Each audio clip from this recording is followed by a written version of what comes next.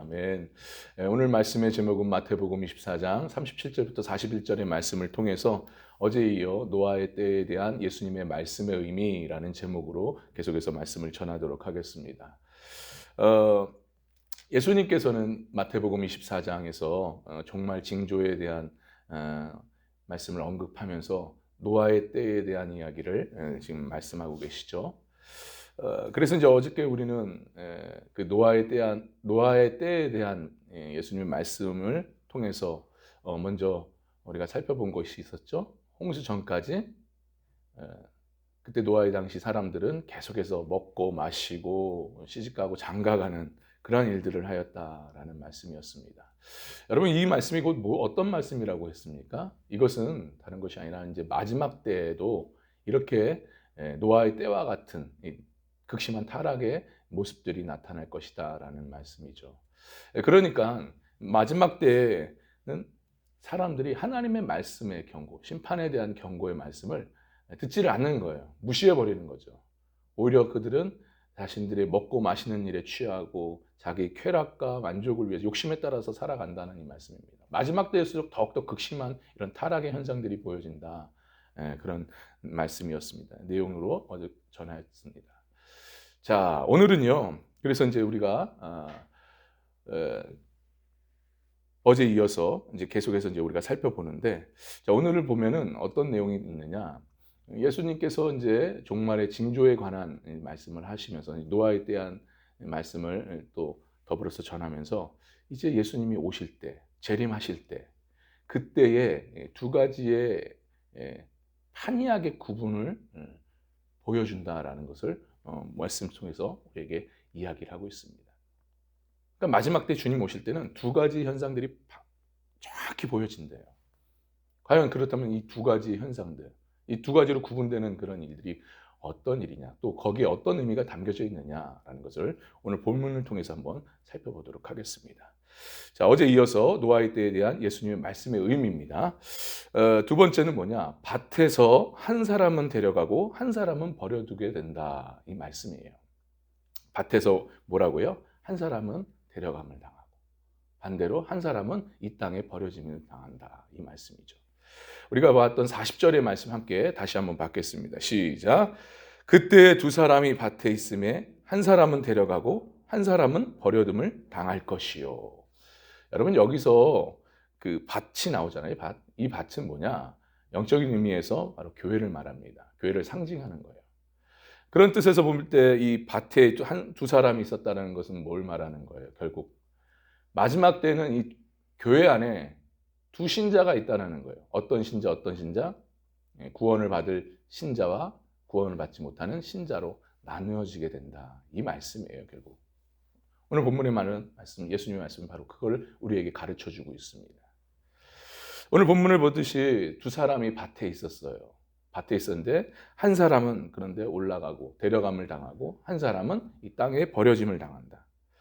그리고 41절에 보니까 뭐라고 되어 있습니까? 두 여자가 나오잖아요. 이 두 여자가 맷돌질을 합니다. 맷돌질을 이렇게 하는데 이 맷돌질을 하는 가운데 한 사람은 40절의 말씀처럼 마찬가지로 한 사람은 데려감을 당하고 한 사람은 이 땅에 버려둠을 통해서 남겨지게 된다는 거예요. 결론적으로 이 말씀의 의미가 무슨 말씀이겠습니까? 이 밭에 있는, 다시 말해서 교회를 말하는 거겠죠. 이 교회에 있는 두 사람이 있는데 결국 예수님의 재림 때에 이 교회 안에 있는 두 사람 중에 한 사람은 천국의 혼인잔치에 참여하는 자가 되고 반대로 한 사람은 이 땅에 버려짐을 통해서 예수님의 심판을 받는다. 바로 이 말씀이죠. 이런 의미가 담겨져 있는 겁니다. 여러분, 이를 통해서 우리가 뭘 깨달을 수가 있습니까? 우리가 한 가지 분명히 알 수 있는 것은 뭐냐? 전 성경의 역사는 이 분리의 역사라는 것을 우리가 다시 한번 깨닫는 거예요. 그러니까 이게 무슨 말이냐? 그러니까 하나님께 속해 있느냐? 하나님 밖에 있느냐?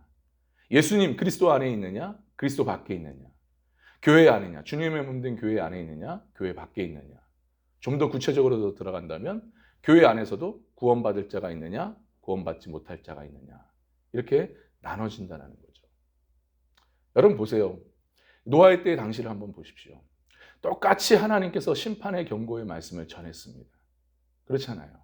그리고 또 한편으로는 똑같이 구원의 길을 주셨어요.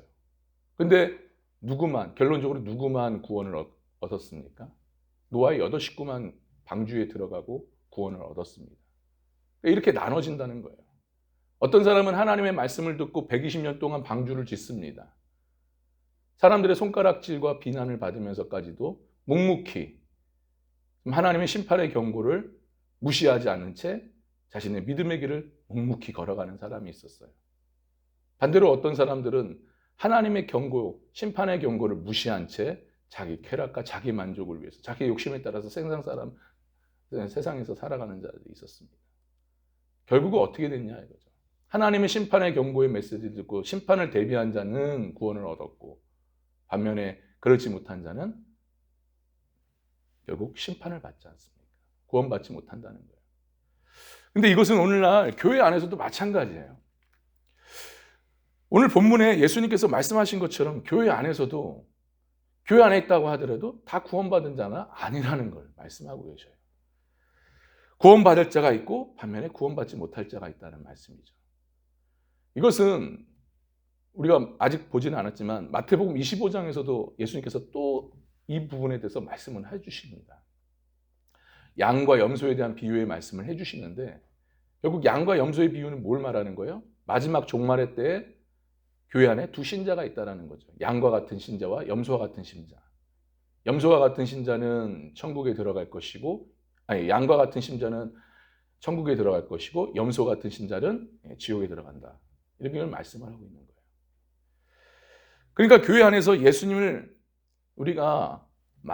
예수님 안에서 신앙생활을 한다고 하지만, 그러나 두 분류로 나눠진다는 것을 우리는 다시 한번 생각해 봅니다. 그것도 더군다나 마지막 때는 더 이것이 극명하게 드러난다는 거예요. 이를 통해서 우리는 우리의 신앙을 정말 점검할 필요가 있어요. 진지하게. 그리고 우리의 신앙을 긴장시켜야 됩니다. 내가 정말 양으로서 천국에 들어갈 수 있는 신앙인지, 아니면 염소로서 내가 정말 이 땅에 버려짐을 당하고 지옥에 들어가는지, 이 부분에 대해서 정직하게 우리 자신을 한번 신앙을 늘 점검해야 됩니다. 여러분, 내가 교회 안에 있다고 해서 안전하다 만족해서는 안 됩니다. 절대로 만족해서는 안 돼요. 교회에 내가 그냥 나온다 해서 내가 안전할 것이다, 구원을 이룰 것이다 라고 생각하시면 그건 잘못 생각하시는 거예요. 물론 교회 밖에 있는 것보다는 안에 있는 게 낫습니다. 하지만 진정 교회 안에서 있어도 포도나무이신 예수님과 접붙임이 되어 있지 않고서는 우리 신앙은 죽은 거와 마찬가지예요. 그러니까 교회 안에서 예수님을 만나지 못하고 예수님과의 깊은 교제를 나누지 못한 채 우리가 단지 발만 걸쳐놓고 신앙생활을 한다면 그것은 결국 죽은 신앙과 마찬가지입니다. 여기에는 생명이 없어요. 여기는 결국 가지가 메말라 죽은 것처럼 그런 죽은 상태가 되어버립니다. 그래서 결과적으로 어떻게 됩니까? 그냥 땔감으로 불에 타 버리게 되는 것이죠. 그런데 문제는 뭐냐? 오늘날 이 교회 안에 이러한 신자들이 너무 많다라는 거. 근데 그것보다 더 큰 문제는 뭐냐? 이러한 상태임에도 불구하고 전혀 알지 못하고 내가 교회 나갔다고 해서 만족해하고 안전하다 생각하면서 신앙생활하는 사람들이 있어요. 그러면서 여전히 세상 사람들처럼 살아가는 그런 신자들이 너무 많습니다. 자기의 욕심과 세상의 쾌락과 세상의 만족을 위해서 살아가는 자들이 그런 너무 많다라는 거예요. 이게 또 심각한 문제라는 것이죠. 여러분은 어떠하십니까? 우리의 신앙은 어떠한 신앙입니까? 다시 한번 우리 이 말씀 앞에서 한번 진지하게 우리 자신을 한번 뒤돌아봤으면 좋겠어요. 정말 교회는 나오지만 예수님과 접붙임을 당하지 못한 우리의 신앙인가? 정말 예수님을 만나지 못하고 여전히 예수님과 깊은 교제 없이 그냥 발만 거쳐놓고 그냥 살아가고 있는, 그러니까 나무가 있으면 그냥 그 나무에 떨어져 있어서 그냥 가지처럼 그 나무 주변에 널브러져 있는 그런 죽은 상태의 신앙은 아닌가? 아니면 주님과 접붙임 되어서 매일매일 주님과 영적 교제를 나누면서 매일매일 주님의 공급하시는 은혜 속에서 그 말씀의 은혜, 기도의 은혜를 통해서 이 자양분을 얻으면서 내가 신앙이 성장하고 있는가? 한번 뒤돌아봤으면 좋겠습니다. 오늘 말씀은 정말 우리에게 마지막 때를 향해 걸어가는 우리들에게 있어서 중요한 말씀이에요. 신앙생활하는 데 있어서 너무 중요한 말씀입니다. 그래서 사도 바울은 빌립보서 2장 12절로 우리에게 권면을 하고 있죠. 뭐라고 권면합니까? 우리가 이 말씀을 꼭 봐야 돼요. 빌립보서 2장 12절의 말씀을 한번 보겠습니다. 함께 봤습니다. 2장 12절입니다. 2장 12절인데 자, 우리 함께 봤습니다. 시작. 잠시만요. 시작. 그러므로 나의 사랑하는 자들아, 너희가 나 있을 때뿐 아니라 더욱 지금 나 없을 때에도 항상 복종하여 두렵고 떨림으로 너희 구원을 이루라. 아멘. 뭐라고요? 항상 복종하여 두렵고 떨림으로 너희 구원을 이루라. 이미 구원을 받았지만 그러나 아직 완성된 건 아닙니다. 주님 오실 때 그때의 구원이 완성이 되는 거예요. 그러니까 그 구원의 완성을 위해서 우리는 끊임없이 나를 쳐서 매일 자신을 부인하고 자기 십자가를 지고 주님을 쫓는 신앙으로 끊임없이 우리가 달려가야 됩니다. 할렐루야. 여러분 이제 예수님 재림의 때 이제 우리가 봤을 때 징조로 우리가 곧 예수님의 때가 오겠구나라는 것을 우리는 알 수가 있습니다. 분명히 예수님은 오신다고 약속하셨고 반드시 오십니다. 근데 그 오심은 어떻게 오십니까? 우리는 알 수 없어요. 그러나 중요한 것은 우리가 생각지도 않는 때에 도적같이 우리가 알 수 없을 때 주님은 오신다고 했습니다. 그러니 우리 어떻게 살아야겠어요? 오늘 주신 예수님의 말씀을 기억하고 또 사도 바울이 전하는 이 말씀, 권면하는 이 말씀을 우리 마음판에 꼭 새겨서 이 말씀대로 살아가는 거예요. 구원의 완성을 위해서 두렵고 떨림으로 늘 나 자신을 세워나가는, 믿음으로 세워나가는 우리의 신앙의 모습이 있어야 될 줄 믿습니다. 그래서 우리가 버림당하는 것이 아니라, 이 땅에 버림당하는 것이 아니라 천국 혼인잔치에 들어갈 수 있는 우리 신앙, 그런 신앙이 되어서 어쨌든 주님이 다시 오실 때 우리 기쁨으로 주님을 맞이할 수 있는 저와 여러분 될 수 있기를 주님의 이름 간절히 축원합니다. 할렐루야. 기도합니다.